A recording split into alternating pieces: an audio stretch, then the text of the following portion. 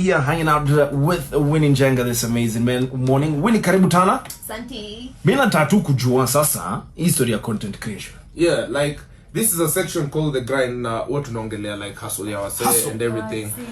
Yeah, so nilikuwa nataka kujua tu about like your grind, the content creation side. I mean, is it sustainable? Ni kitu inaweza una live off it ama like how is it exactly?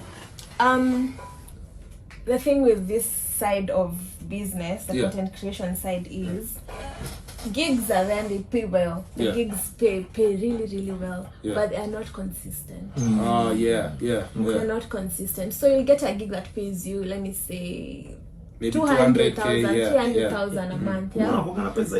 But the contract will probably last 6 months. Ikienda sana imeenda mwaka mzima.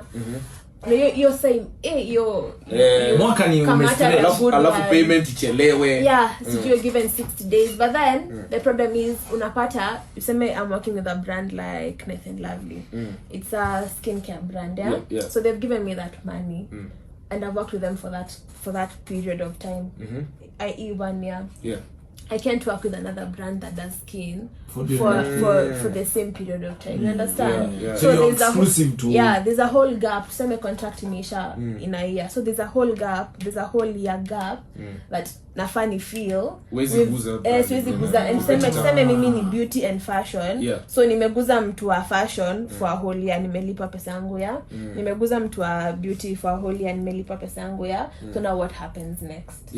Before someone else is allowed to touch me again, there's a whole period of time that nafani quest, like I'm jobless for lack of a better term. Or maybe you do another brand that is different from that. But now, so the thing is, if you're categorized in a specific niche, say you're in this niche of beauty, fashion, blah blah blah, so you'll find yourself having so many gaps in between that have to be filled by something else.